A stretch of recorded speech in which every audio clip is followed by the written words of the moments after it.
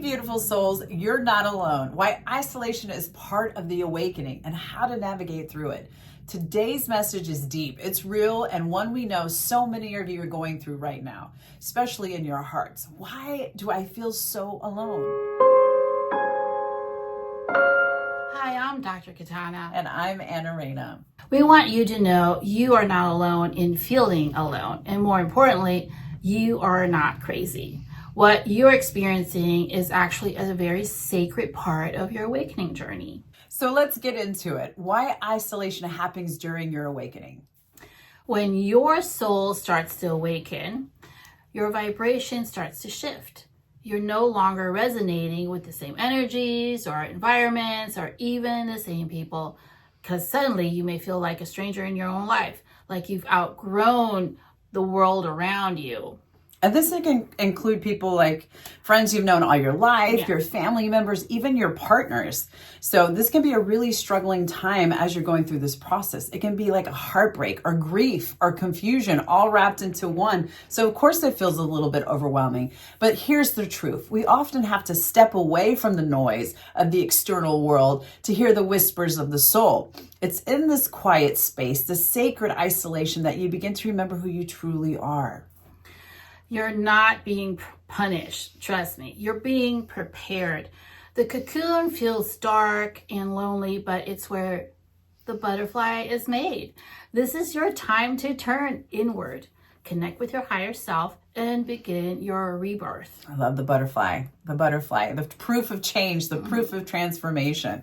So let's talk about the emotions and how real they are and valid during this process for you. I mean, let's be honest. Awakening can feel like you're being ripped away from everything that's familiar. It can feel disorientating, depressing. You may wonder, am I broken? Is there something wrong with me? Why don't my friends get me anymore? Like, is there something that I'm missing here? And that's not necessarily the case.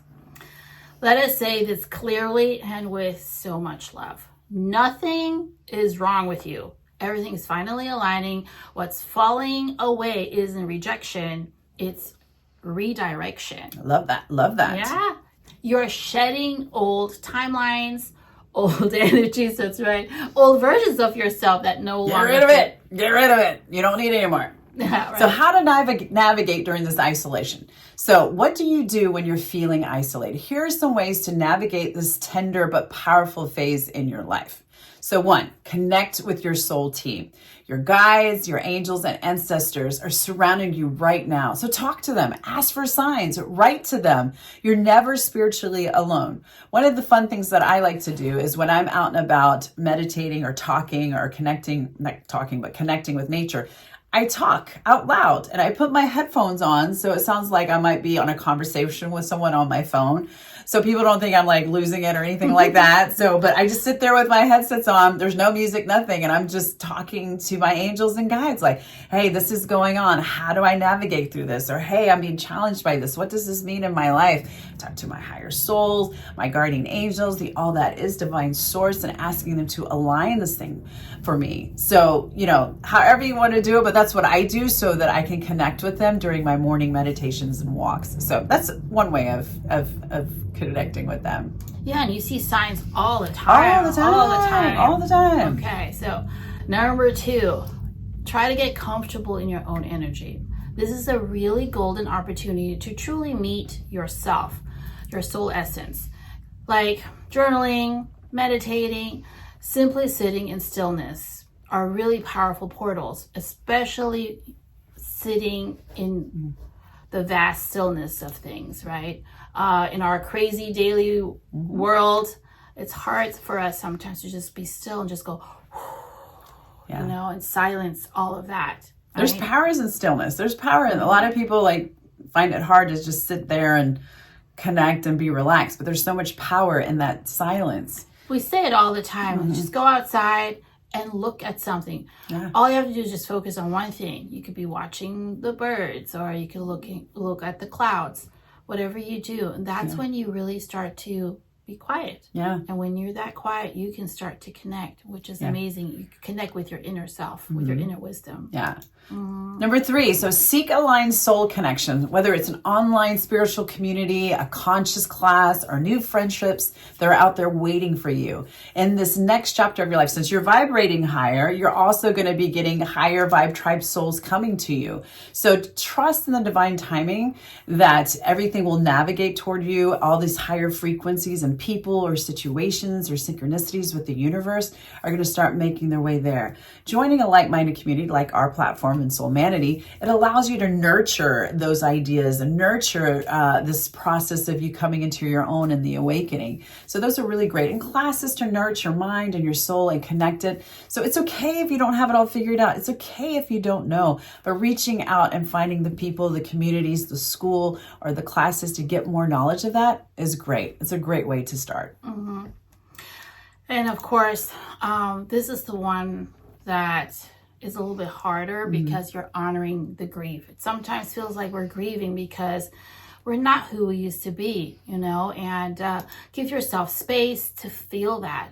Cry if you need to. Crying is a sacred release because you have to come to a realization that you have evolved. And then when you look back, you see like, okay, some people you had to leave behind, again, like old environments, and it's some sadness there. And it's okay to feel that. But also there's also jubilation because you're knowing you're going into a different direction, like a higher dimension, higher evolution, higher frequency. So you can look forward to that at the same time, though, honor what's behind you. Yeah, and I think also being grateful for that too. Absolutely. Grateful for your old memories, grateful for those people in your life. Even though you guys are at different points in your life, you appreciate for everything they've gotten you to this point you're at right now. And it's because of them that, and those experiences that have led you here. So I think with that grief comes gratitude as well. And then, of course, last but not least, shift your perspective. What if solitude was an initiation? What if it's a sacred rite of your passage?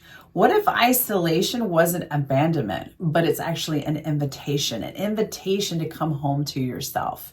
That is beautiful. So shifting your mindset, shifting your perspective to look at this as a very positive thing instead of a negative thing or something you have to endure. Look at it as like this is the next thing coming in your life. So in summary, you are never alone and you're becoming whole. And always remember this. The awakening path isn't about escaping your humanity. No, it's about embracing your divinity within your humanity. Wise words. There's such wise words. And sometimes to find your true voice, you need to unplug from the noise.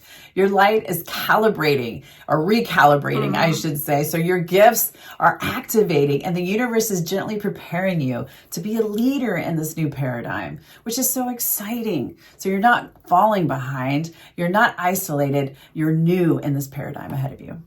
You are definitely not going crazy. You are becoming conscious and you are not alone. You're becoming aligned and you're not breaking. You are becoming whole. Yay! Aren't those so powerful words? Love it, love it, love it. Anyway, so if you're feeling isolated right now, take a deep breath.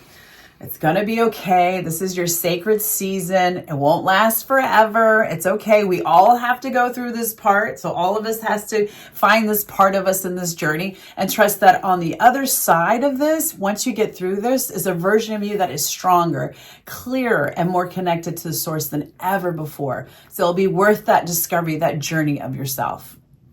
I would just like to remind you that you are loved, you are seen, and you are deeply supported, even in your most silent moments. Yes. And if this message resonated with you, go ahead and comment below and just share that experience with us. And so we can all chime in together, or share this with a friend of yours that might be going through it, that might need to hear it. And just put a comment below. Like, how is your awakening journey going? Are you struggling in any of these areas as well? We are sending you waves of light and deep soul love from the Katana Institute. Definitely. And we also have another video about feeling stuck. So part of the process of feeling alone and going through it is at some points you might feel kind of stuck or blocked as you are growing. So maybe you want to check out that video as well. The link is below. All right. Until next time. Bye. Bye.